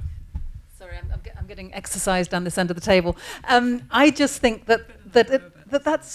that's not the way it would work. You give them an inch, they will take a mile. You know, you will make what you think is a reasonable concession in their direction. They're not going to say, oh, yes, that's fine. We're now going to, you know, completely call off Brexit. They're going to grab onto that and make it bigger and bigger and wider because their agenda is a populist, racist agenda. That's what they're about. And I think if we start, you know, entertaining that, then that other bit of the wedge is I'll bring you huge. back in a minute. Yep.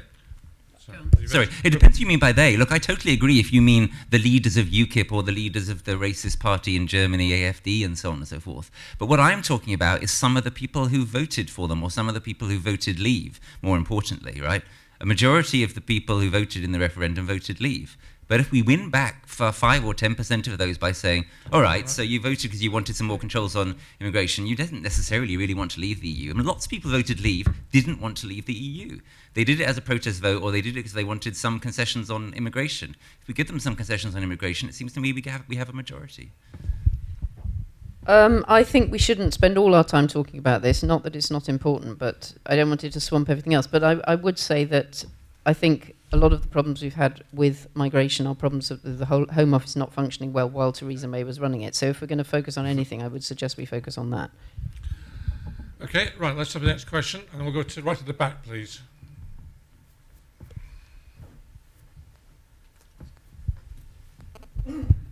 Hi, my name's Jonathan. I'm a member of Greenhouse, and I'm really grateful for the panel and what they've said, because at this time I look at Brexit and I just can't see where the hope is, to be honest.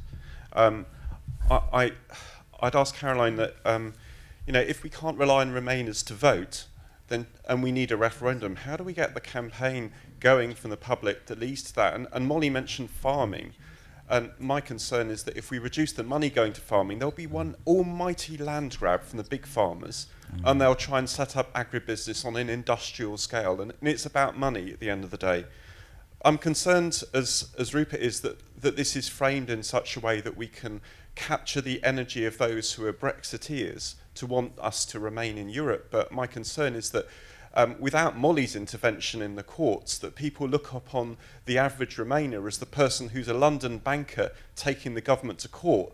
And that, you know, is a really toxic person for the average lorry driver whose job has been lost because the EU means that Eastern lorry drivers, because lorry driving is a pan-European operation, they drive across Europe, it's them that are driving the lorries and we're out of work. So I really hope that we can get everyone on side. I'm involved in a different pan-EU project, which is all about freedom and security and how we reframe it.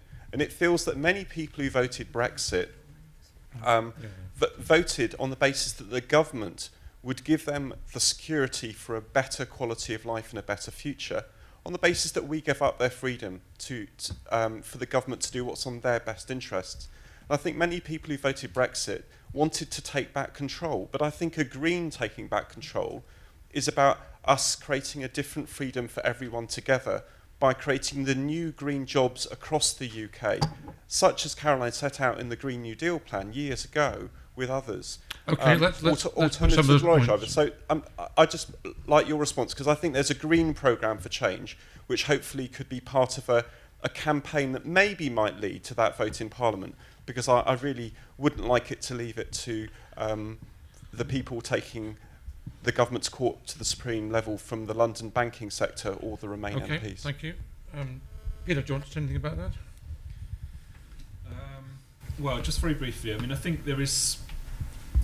I mean, this issue sort of cropped up in various guises already, I think, is being seen as part of the liberal establishment that was fundamentally rejected. And I think we see it perhaps more in the US actually than in Europe, that environmentalists are part of that liberal elite for a lot of people. It's worth remembering that, given the climate skepticism, etc. in the States, there's a strong sense in which you talk to average taxi drivers around restrictions on where they can move, what they can do. There's environmental restrictions burdening what they can do. You get this narrative around infringements on your liberty and things that are stopping you going about your everyday business, which does include environmentalism. So, we do need to be careful about how we engage with these issues. And this is why I say about being respectful of the outcome, critical of the process, trying to develop alternatives. I think we do need to be careful that we're not also seen as part of the Osborne Cameron camp by default. Yeah, I just wanted to pick up the bit about how do we get this campaign going, and I want to talk a little bit about young people, because it feels to me that it's their futures that are being trashed, and they have to be at the forefront of any campaign to take us away from where we are right now. And I think part of the reason we haven't seen that yet is because this whole debate that we've just been having about what is technically possible still hasn't really reached its kind of climax or its moment of really kind of filtering through to people that the situation we're in now is changeable. It's not inevitable. But I think when that gets more purchase, then I think we could see far more young people getting motivated and active in this space, because we know that they voted disproportionately, if you like, to Remain. There's a lovely phrase that Nick Clegg uses in that book where he talks of Brexit as an unforgivable act of intergenerational theft. And I think that's just beautiful. That's exactly, in my view, what it was. During the referendum campaign, far too late and with far few resources, I was involved with others in a group called We Are Europe, which was absolutely being fronted by young people and giving them resources to go and communicate in ways that were, ways that they would listen to one another rather than, coming to meetings like this necessarily or getting it off the BBC. But we would absolutely need to be doing something like that if we were to have any hope of winning a referendum on the final deal. Just one last thing. There's been polling done, and is being done all the time, of course, but recent polling, you'll know, is beginning to show a beginning of a shift, perhaps, to a majority now beginning to say that maybe staying inside the EU was a better option. But that same polling has done quite a lot of research on language, and one of the big things they say is don't call it a second referendum. A second referendum makes it sound like you got the answer wrong before. Unfortunately, as we know, the EU has form on asking people to keep voting on the same thing until they get it right.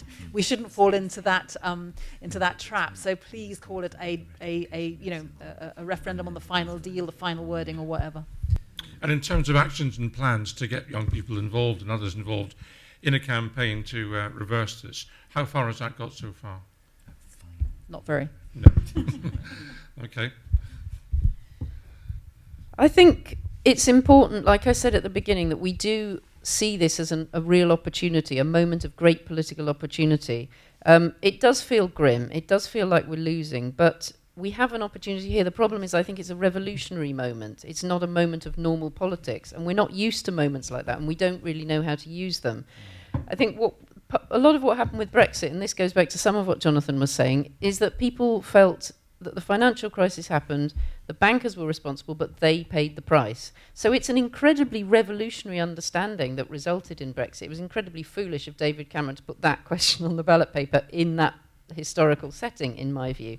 But what's really happened is that the politicians have lost authority and have lost control, and that's a great opportunity to make change. Lenin said 100 years ago, the power was lying in the street, I just picked it up. I don't think any of us should be like Lenin, incidentally, but I think we should.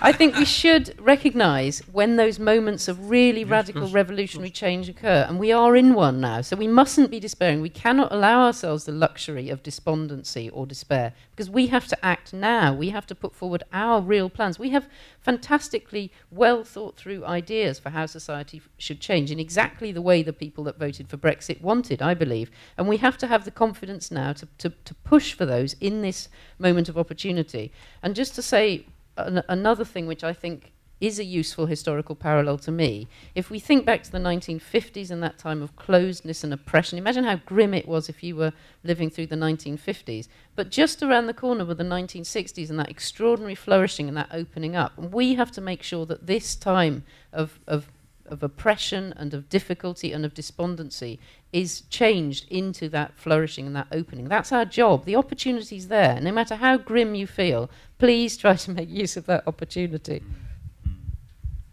Yeah, thank you. This question about youth make me. I just wanted to stress one point: is that, for example, in France, National Front is the party where presenting the most young candidates and having the more young militants. So the question of people being young and being pro-European is just putting the stress on what Caroline was saying about the fact that we should change the European project. I mean, till we have European politicians which are extremely, I would say, cowards towards the complexity of globalization, like Juncker, presenting 5 different scenarios, and with the most demanding scenario on European questions, the 5th one, which is making much more things together, saying, well, we know that large part of European societies don't want this, till we have one person managing Europe saying that in fact Europe should be limited. I think that young people are not going to be really involved in this project. And the fact that the young people in the National Front in France, of course, are the one not having access to education and feeling that they are not going to have a job, put the stress on the fact that green jobs is certainly a big objective. But I must say that in 2009, when we had a lot of success on European election in the Green Party, we had put the emphasis on green jobs, and then we decided not to do it again because we felt that the question of destroying jobs was much more associated to green economics. So it put the stress on the fact that if we want to be coherent on green jobs, we should certainly elaborate something which shows that we give some chance to people being in unqualified job or on needing some kind of new knowledge. So it's not automatic that young people are going to be pro-European. We need to be more concrete on that. Okay, there's a few hands gone up. Good, let's start with this. I'm going to take 3 together, I think, because there's lots of hands together. So let's have the 3 on this side, if we can. Thank you. Mike Stock, thank you for a great morning. I'm learning a lot. I've got 2 points. Firstly is if you try to look around and see some sort of parallels with the dreadful situation that both the UK and Europe are in, I think Vietnam actually is a pretty good example from having watched the series on the BBC. It is clear that both the North Vietnamese and the South and the Americans were victims of the situation they created, and it was increased by the lies of the politicians and the lies that they made to themselves. So I think it is difficult to over-exaggerate how serious is the problem that we are in. The next point is, how do we get out of it? I've read a lot, I've talked to a lot of people, and one of the people I think we should refer to is Matthew Goodwin, who has done a huge amount of work on the polling in the UK. It is absolutely clear from his research that the Brits have never been in love with Europe. It is a fact. And so what do we do? And the wisest thing I've heard recently was from Gordon Brown this week, where he says, with great respect to the result of the referendum, he looks forward to the game changer. And I remember from my years as a negotiator, the most important thing in a negotiation is the determination to reach an agreement. And what we are waiting for for are the two sides in this negotiation to change the game. And my question is this: how can we increase the likelihood that what Molly referred to as, I think, the omegas, the Adonis and Clark, and I think Clegg, how can we increase their audience within Europe that they can create the game changer, which must deal with immigration, because that was clearly on the mind of the Leavers, but must also deal with a better future for Europe that allows the promise, which we heard about years ago, of subsidiarity, which has been lost. Okay, thank you. Let's have one from behind. My name is Roger Manser. I'd like to combine several points that were made by the speakers and just ask a question. Caroline talked about the NHS. Other people have talked about migration. I would like whatever could be done would be positive rather than negative. And if you look at the surveys now and ask people what their views are, what do they think the most important? One of the things that's most important is the NHS, keeping the NHS and strengthening it. And we know that that was also an issue in the referendum, referendum 1. So my suggestion is that we should be thinking a lot more about a positive message which we give to people who want to stay and in any second referendum, and that could easily be a green policy. The NHS is definitely something that's green, strengthening the NHS. So I would like to see us be much stronger in supporting the NHS rather than talking about negative things like restrictions on migration, which I think are pointless. Okay, and just one more there. I'll come to the back of the next time round. Yes, please. The real point is this. I really think a second referendum may not give us the result we want. Okay. My own view is this. I think it's about time Parliament took charge, because apparently I've been taught all my life that our Parliament is sovereign. And we also know that, in fact, perhaps 70-odd, there were probably 70 to 100 militant Brexiteers in Parliament. That's one fact. The other thing is civil society, which has always acted like sheep in this country for whatever reason, has always acted as sheep, actually, hasn't woken up to the reality of Brexit. The point I'm saying is this, actually, I think this is a non-partisan issue. This is a question of national emergency, in my view. I think if I can just summarise a couple of points that came out of that and ask Molly to respond first of all. What leverage can we get to try and drive the two sides together to reach an agreement? I think was the first point. But also, I suppose in my mind, is the EU actually wanting an agreement? To what extent does the EU want an agreement? And to what extent does it is it hoping that perhaps the British government may fall over and someone more sympathetic will come in, or are they worried about the consequences for Sweden or somewhere else? What's the EU perspective at the moment? I think Michel Barnier is probably the most difficult person to mind read of anybody, so it's hard for me to answer that question looking ahead. But in terms of the negotiation, we have to recognise the negotiations stopped. I mean, there was only one day this week. There was a kind of embarrassing press conference. There are no further negotiations planned. We are not negotiating. The main reason that we're not negotiating is because the British side hasn't put forward a position. So Barnier has his position. We have a position that's then reversed. There is no clear position. You cannot negotiate on that basis. So in my view, there is no active negotiation. They talk about a few specific points, but in terms of a positive and engaged negotiation, that hasn't happened, and I think the European side are incredibly infuriated about that, as would I be. So we will decide whether there's been enough progress made to proceed to the trade talks. There's a 2-week deadline now. The British have to come forward and say how much they're prepared to put on the table in terms of cash. I don't think the Tories will be able to agree that, and if they do, they'll be embarrassed because it'll be far more than they said. So what will happen then, in my view, is that the European side will start making a plan that minimises the risks to them, because there are considerable risks, particularly in terms of financing. A lot of European companies are financed through the city. So they will then sit down, and they're probably doing this already, but they will do this in a more open way, making a plan that minimises the damage of a disorderly Brexit to them. And when it comes to March 2019, we will be able to take that deal, which will be better for us because it will include some things like not losing the right for planes to land there, and we'll still be able to use medicines, and so it will do some things that will make our life easier as well as a byproduct of making their lives easier. We will get that deal offered, towards the beginning of 2019, and we can take that or we fall out. That's my assumption about how they're working, because they cannot negotiate with a government which does not have a position. Just coming back to the point about whether we'd win a second referendum, to me, I never make assumptions about the future. I try and shape the future. I think it's very important right now. That's why I made the point I made previously. I think we should all be committed to that, not second-guessing what might happen, but really being active, changing things for the better.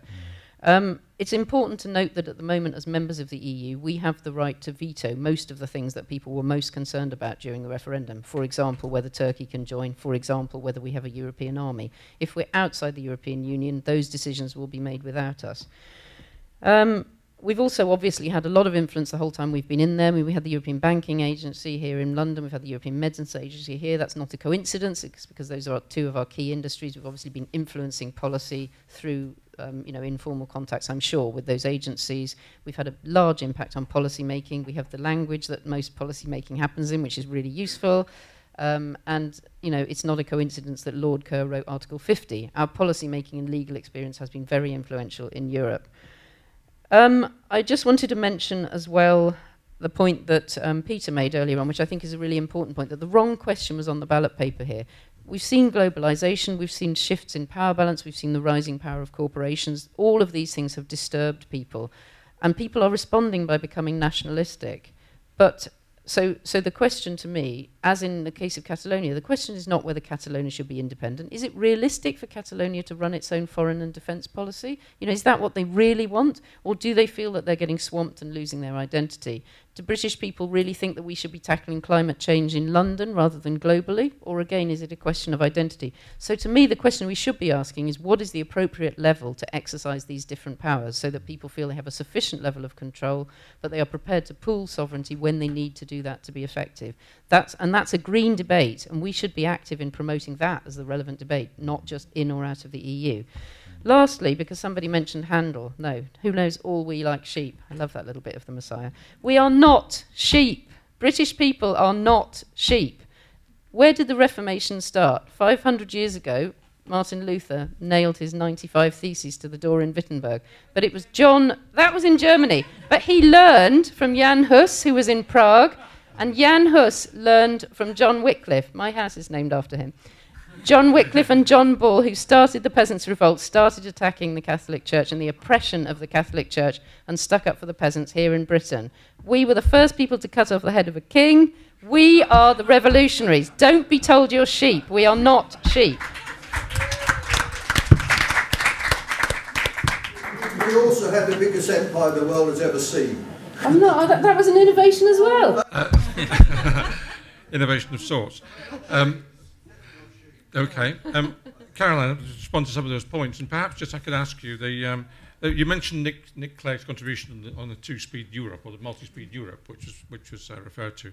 And the last question there talked about where Europe might go in terms of perhaps, will it go towards reflecting that there's a problem in Europe and we need to have a reform in the sort of way that you've been talking about, you and others have been talking about this morning, to recognise that the direction it needs to be tweaked, or is it going to be an opportunity for the EU to say, well, now Britain's out there, we can move even farther towards integration and centralisation and the other aspects that have been the direction of travel over the last few years? Thank you. It's hard to follow Molly on that one. That was brilliant. And I wanted to just pick up the last thing she said about power, because I think that is what this is about, and that is a green debate, and the levels at which decisions should be made, and how Brexit in many ways was about people feeling powerless. And again, at the risk of I haven't got an interest in Anthony Barnett's book, but it is bloody good, and that lure of greatness does make the case that Brexit in many ways can be seen as an English outside of London phenomenon. And I know there are exceptions as soon as you say that, because obviously there were some cities as well that voted for Brexit, but primarily he sees it very much as being an English phenomenon, to the extent that Scotland, and I know Wales voted to leave too, but by a smaller majority, but they don't necessarily have that voice. There isn't an English centre of decision making, if you like. And he traces it all back to the to coping with the loss of the empire and all of that stuff. But it is very compelling that, in a sense, this was about identity, it was about power, and in many ways it can be seen as quite an English phenomenon. And that comes back to what we need to do to be able to address some of those things as part of this wider issue of addressing what led to the Brexit vote. And I appreciate those are big things to address, and you don't suddenly just create new powers for English people overnight, but it is something I think we should bear in mind. I wanted to say as well that I don't think there is any risk-free scenario from where we are now, and to the person that said that you're not convinced that we will get the answer that we would like from a referendum on the final deal. I completely agree that that is a risk, but I just don't see any scenario right now that isn't a risk. I think a bigger risk would be for Parliament to try to overturn the so-called will of the people. I think that the backlash from that and the way in which we would be feeding the forces of the right if we were to do that would just be so enormous. I would be very, very worried about that. I wanted to say we haven't talked much about the role of the media. Again, one of the points you made was that Britain has been kind of a latchkey relationship with Europe for years. But I don't think we should underestimate the role of Murdoch in all of that, and the fact that the tabloids in particular, but the right-wing press in general, have had a poisonous vendetta against the EU for years. Add that to the fact that it's been very convenient for successive governments of all colours to blame the EU whenever anything goes wrong. The idea that we could turn that round during the period of a short referendum was just, in retrospect, such naivety, and I was just, I was guilty of that too. But that is a massive thing to tackle. Norman, I'm not really answering the questions you set me because I don't know the answer to them. I would love to know whether or not there are real debates going on in the EU right now about multi-speed Europes. Molly rightly points out that the issue of a European army or Turkey joining or whatever would need everybody to agree that if we're in there, we've got a better chance of stopping it than we are if we're on the sidelines. My sense is that there is more of a debate going on now about the fact that not everybody wants, ever closer union, but I might be wrong, and I'd be really interested to know the answer. Rupert? Yeah, just a quick practical point about the media, which is, as Caroline says, absolutely fundamental to this. The next big greenhouse event will be in Birmingham on November the 27th, and it is about media reform. So I would urge any of you who go out of London and would like to talk more about the media aspect of this to come to that. Molly and I will be among the speakers there, and you can find the full details on the Greenhouse website or on our Twitter feed or whatever. And yeah, hopefully that's one venue in which we can take forward this question. We are not going to get in the medium to long term the kind of changes we need unless we manage to change our media. Okay, now here's a challenge for everybody. We've got 7 minutes left, and I want to take everybody who's got a question. So you all have to give a question quite quickly and not a long contribution.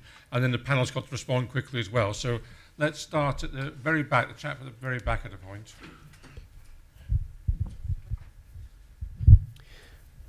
Thank you, and thank you to the panel. My name is Mikael Karlsson, and I work at the Royal Institute of Technology in Stockholm, and will speak in the afternoon. But let me just pick up 2 statements I've heard. One was that we can have a green Brexit, a great opportunity for green or greener UK. But I also heard that we need to show that if we say no to Brexit and yes to EU, we need to show that a green Europe can be realized in one way or another. But is either of these development routes at all realistic? That's my first question. And I would say that, well, on the one hand, it's easier to green one country than the entire Europe. But on the other hand, having followed this for 20 years, EU politics and UK positions, I would ask if it's not that EU has greened UK rather than the other way around. Okay, all right, thank you very much. Chap will be here with his hand up.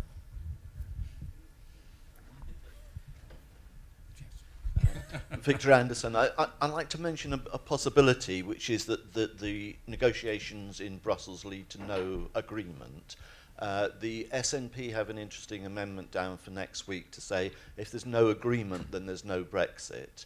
And I think if there was no agreement, there would be a lot of the MPs who are basically Remainers would then say, in that situation, that we shouldn't go ahead with Brexit, or that would then be the opportunity for a referendum to be called. Thank you very much. Lady in front here.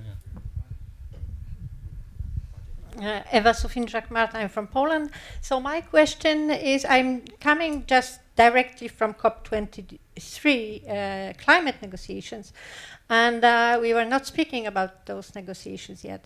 So my question is, because normally the nationally determined contributions were made by European Union, so do you know anything what would be nationally determined contribution, commitments, excuse me, for United Kingdom after the Brexit? Okay, chap here in front. Yeah. Thank you. Yes, Paul Enoch. Picking up on your point here, and picking up on your point about the nuanced approach, what about the Southern Gas Corridor? I mean, at the time that we're having these negotiations in Bonn... What about what, sorry? The Southern Gas Corridor, right, which is the largest investment the EIB has ever made. And they're working directly against each other. I would see that as an opportunity for a nuanced approach to Europe. All right, last one. And lastly, sorry, somebody who has lived in Germany and in Italy for many years, this country is immigrant friendly. That is an undeniable fact. I mean, not only within European Union legislation, just because of its nature, its social system. Okay. It is immigrant friendly. Thank you very much. Right, we've got about five minutes maximum for the panel to respond. I think there were points. Is Green Brexit realistic? Was one point there. I'll start at the end with Peter for that. If there's no agreement, what will MPs do? Hypothetical question for Caroline, perhaps in particular. And then the question about the Southern Gas Corridor.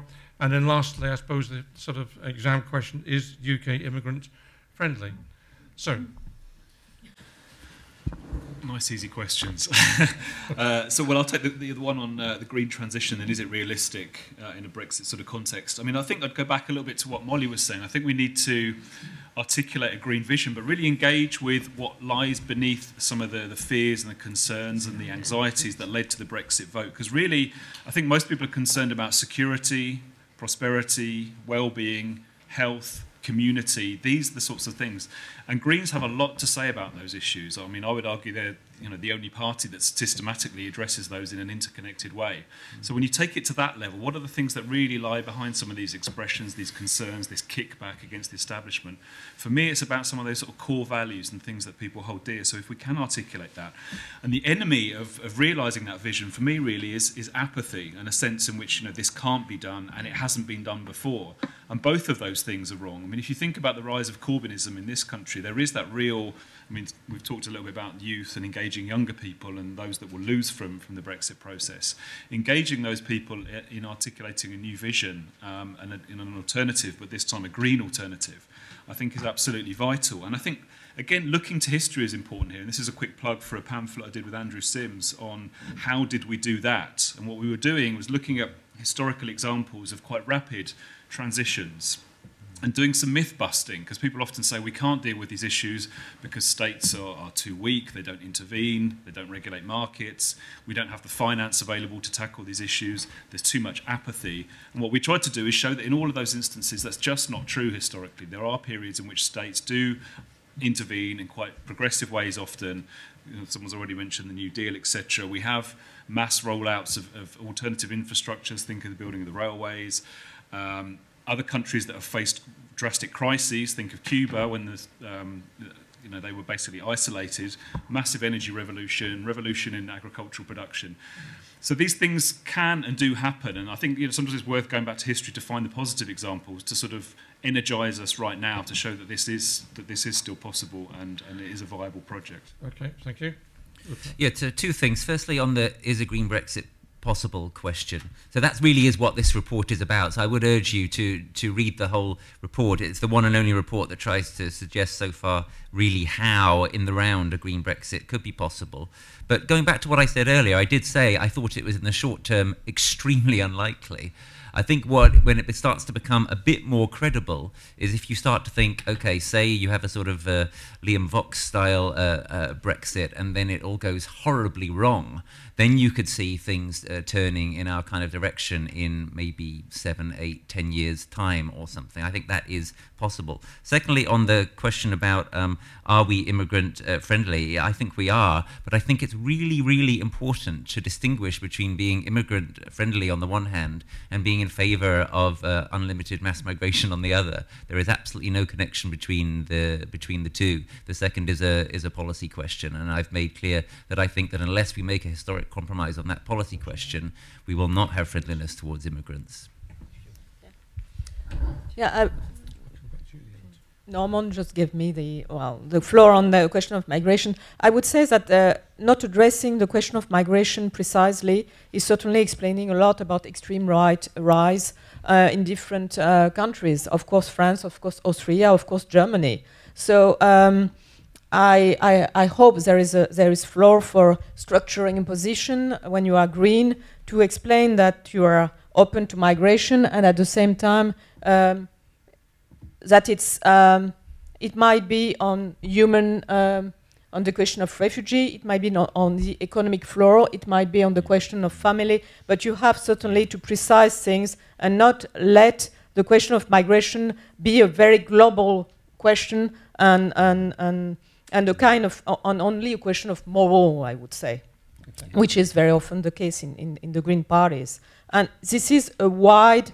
This is a very wide thing because today, you know that on Brexit, some people say that it might be because in Germany, it has been said in France, because in Germany, the position on migration was very open, that Brexit might have been encouraged. So we have to fight against this general opinion, but we have to fight it by structuring a position which today is much more a position of moral and principle. Okay. Thank you. Just quickly on that one. I mean, I think Rupert is setting up a bit of a straw man. Green Party policy is not an open door policy, neither is it a policy for mass migration. So let's be clear about that. On the issue of whether Green Brexit is possible, it's not possible unless you change WTO rules. That's about as likely as pigs flying right now. So let's not get diverted down that road. If Brexit happens and then we then have to try to deal with it, that's the time to worry about it, not to start talking about a Green Brexit now, because that will confuse people who are already pretty confused out there.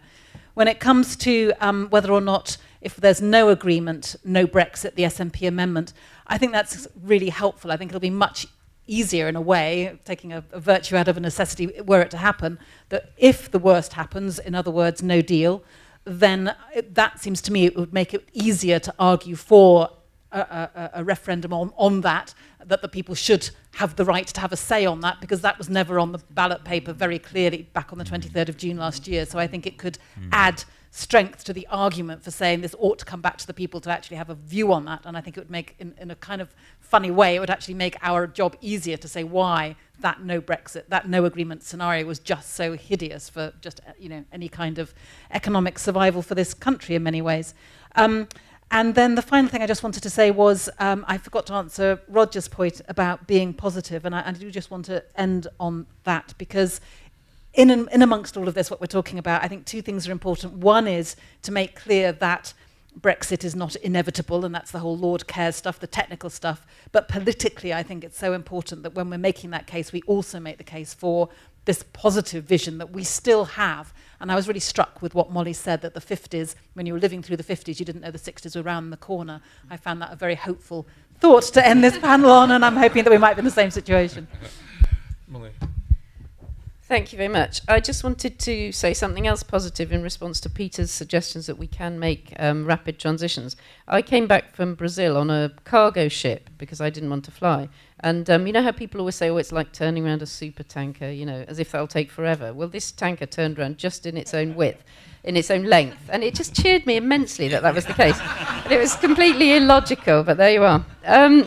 Now, on this question of whether we're welcoming to migrants, I think it's quite hard for any of us to say. It's even people who are not British but are in nice, comfy, middle-class type jobs. I mean, I had a conversation recently with a taxi driver in Plymouth who was Romanian, and him and his wife both had degrees and professional jobs but could earn more, and they'd come here at the request of the taxi company because Plymouth people, although unemployed, didn't want to drive taxis. And he told me a horrific story that really reinforced that sense I had of my country that I thought I was living in disappearing, which was the way an old man who lived in the street had never spoken to him until the day after the referendum. And he came up to him and said, right, you're going home now, in a really nasty way. Anyway, the punchline is the guy's dead, but it doesn't really cheer us up that much. And lastly, just to say, I think that one of the biggest myths of this referendum was that people thought they had nothing to lose. It's unbelievably ungrateful for all the fighting that was done for democratic rights, human rights, rights at work, the protection of the environment. Politicians have fought for that stuff for hundreds of years, and dangerous people are coming to attack all of that protection that we have. And I think we should be very clear about the way that we value that, and we should be very aware of the fact that fascists and people who want to undermine democracy use the referendum as a tool of this. It's no coincidence that UKIP sit in a party in the European Parliament in a group with other nasty right-wing fascist influences, and it's called Europe of Freedom and Direct Democracy, because what they put up is something, and you're just supposed to say no. If you carry on saying no, ultimately you are destroying democracy. Politics is about making positive proposals and choosing between them, and that's one of the most irresponsible things that happened in the referendum. Scottish referendum, 450 pages of what independence would mean. Brexit referendum, just give 2 fingers to the establishment. Cameron will carry that to his grave. And the top Google search the next day was, what is the EU, just to remind you. Anyway, look, I mean, it's been a very interesting morning. I would like to thank the audience for their, not the audience, participants out here for your questions and contributions, and of course thank the panel up here, in Molly in particular, for her excellent presentation at the beginning. We have run over time, so it's now 7 minutes past 1, but I'm sort of reassured by the fact that if we were an intercity train, we'd be officially on time. So have a good lunch.